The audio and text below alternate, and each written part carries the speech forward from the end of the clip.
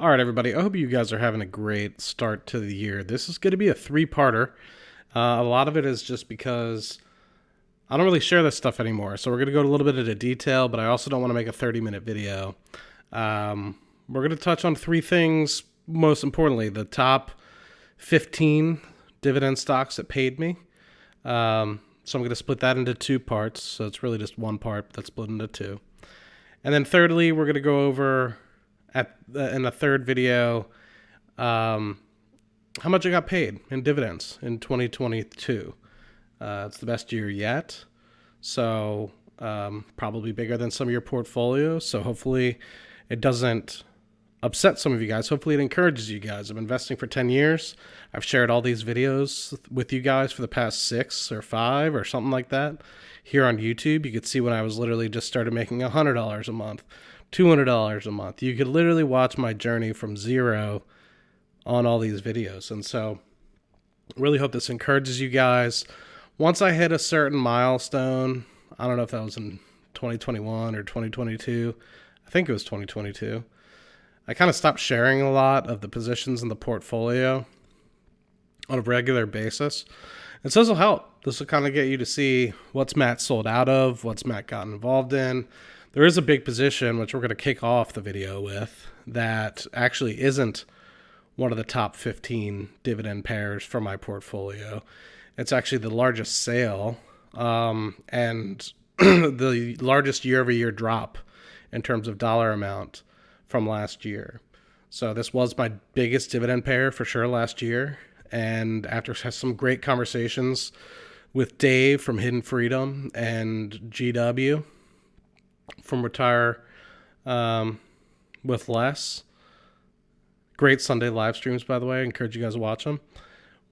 We switched it up, and this particular ETF did not perform as we were really expecting. We were really hoping, it's a collared ETF, we were really hoping that it would be the be-all, end-all, and we evaluated it. We watched like a hawk, just like these other ones you're going to see in the portfolio throughout.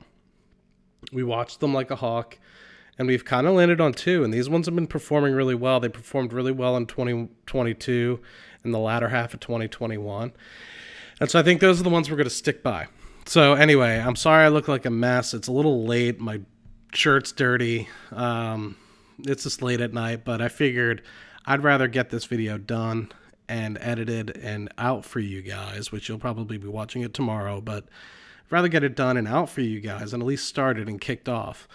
So that way you guys have something to look forward to for the next couple months. But anyway, it's already been 2-3 minutes. So let's just hop right into actually the nitty gritty part of this bad boy. So 2022, let's just kick it off. I'm not going to hide it anymore.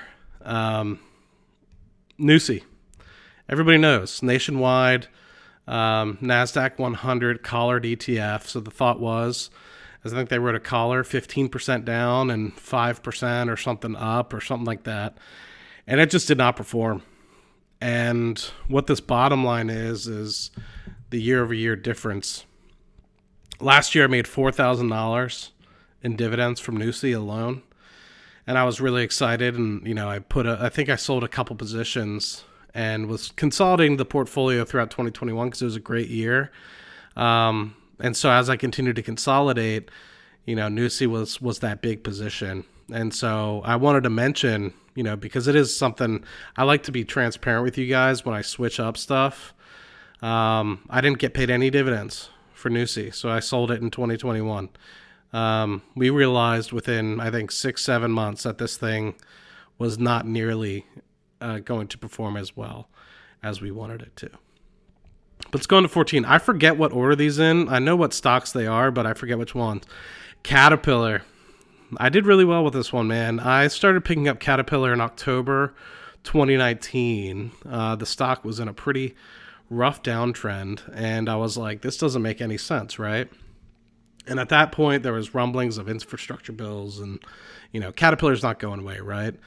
So picked some up, and throughout time, I grew it to 100 shares. And I was really excited to have it. And then I think more recently, after the infrastructure bill passed and stuff like that, went into the 220s, 230s, and then I guess with all this stuff going on in 2022, it dipped down to the 170s, 180s again. I didn't realize, when the hell I'd ever be able to get out of it. It's not that it's a bad position. I just think that this money could be better elsewhere. I'm not necessarily leaning away from dividends these days, but I'm more of a balanced investor, right? I'm not going to say no to dividends.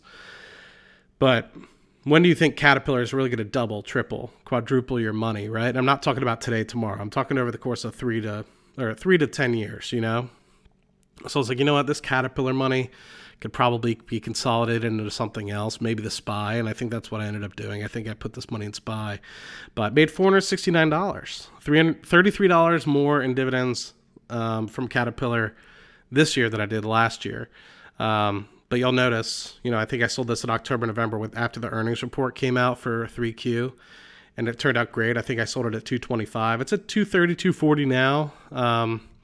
But I'm just trying to understand, what's the running room for it, So it's a little bit difficult to kind of be like, yes, it's a great company, pays a great dividend. If you're just going to park capital for the dividend, might be great. But if you're trying to get that overall growth and dividend income, that balance, money might be better in SPY. This isn't a stock per se, but this is something I do own. Cardone Capital.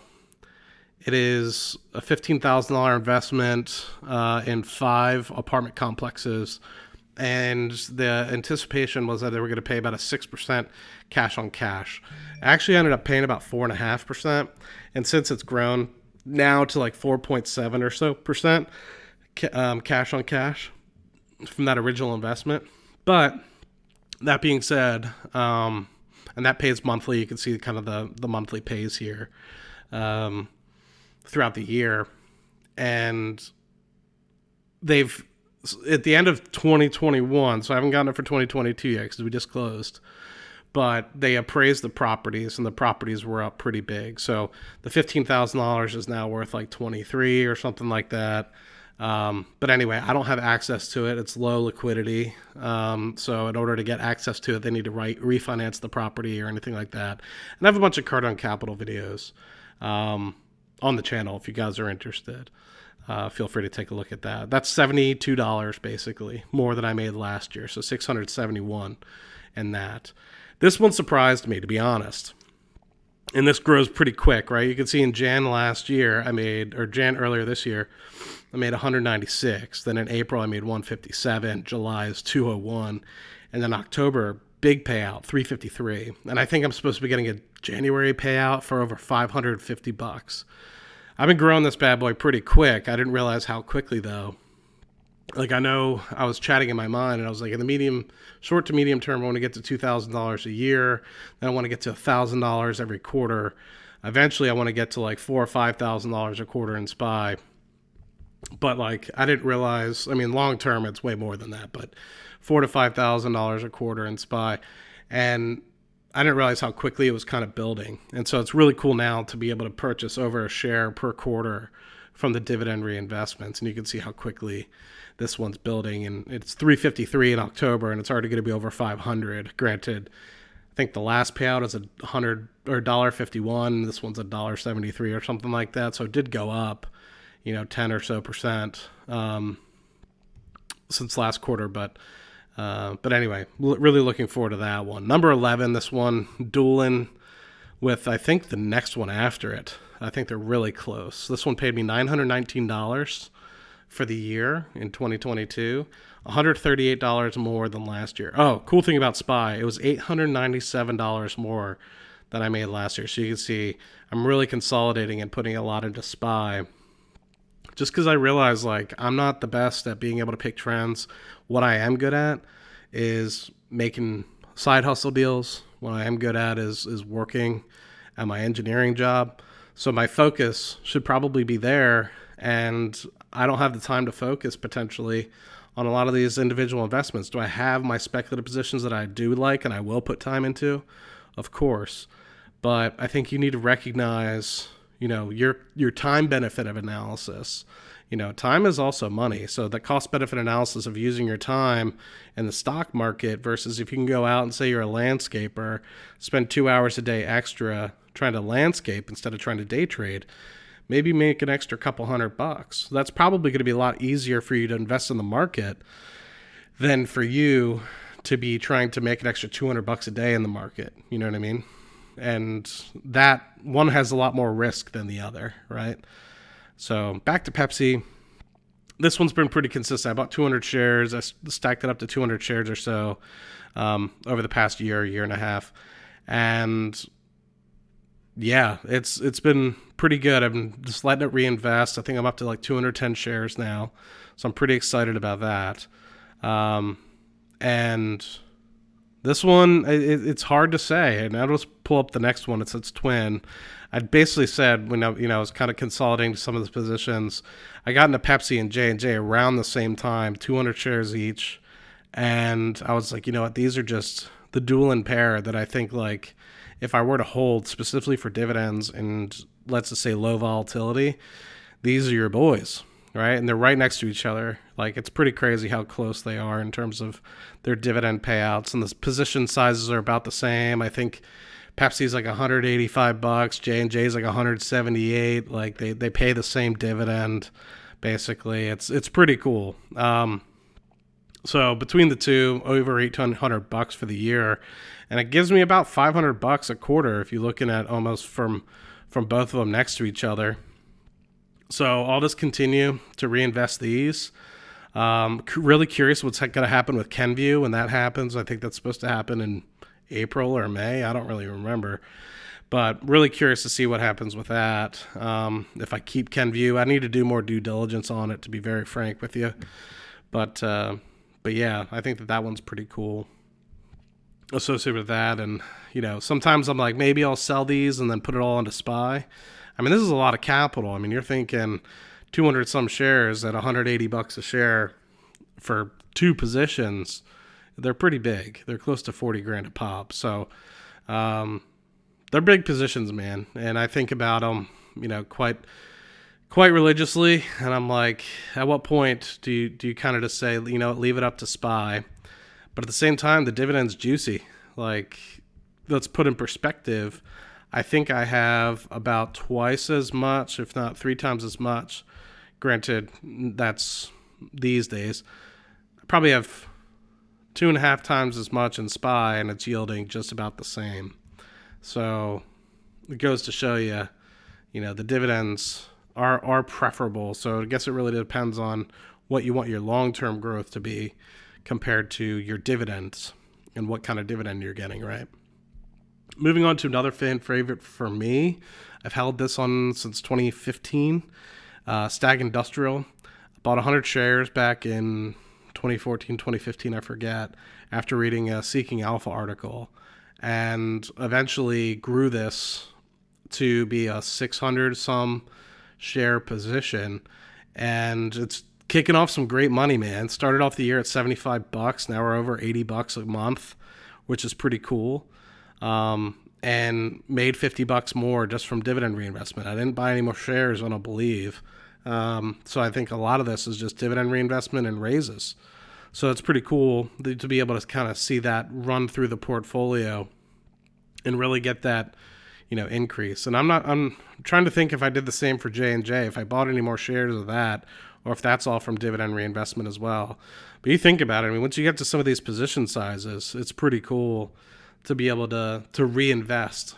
And speaking of reinvesting and a great dividend payer, this isn't BBL anymore, it's BHP. And I know I have a similar problem in one of these other 7 positions, which we'll have to make a second video about. But BHP, man, this one's been just a barn burner for me. I think 350% total return. Bought 100 shares or so when it was $20. We're in the 60s now. The amount of shares I've bought through the divestments that they've had to just buy more shares. So they pay special dividends when they have some of these divestments. I just buy more and more dividends with it. It's a monster. I don't advise buying it right now. I think it's a little priced. But I think I was in late 21 or mid 22. It dipped back into the 40s, I think. And I think I told some people to buy it, and I think a few people did. And so I'm glad if you did. It's a great dividend pair. I think it's top tier for miners, and I think that one's a really good one to hold on to. So I do want to keep going, but at the same time, I recognize I'm curious how long I've actually been on. I've actually already been talking 15 minutes, and we've only been through 7 positions. So I really hope that video, that little part 1, helps you guys out. And this will be my determination to do part 2. But let's just do a quick calc. Since I got you guys here, and we'll finish up. I was curious how much of that. So just those alone is about $6,000. And that's not including the ones that are a little bit, I had to cut off a few positions at the tail. I think probably 25 or 26 positions total throughout the year. So that's obviously shrunk down. I'm going to kind of continue to consolidate that. I think I want to get it to below 20 or about 20 shares positions, and I'm at about 23 right now. So I have some auxiliary positions, but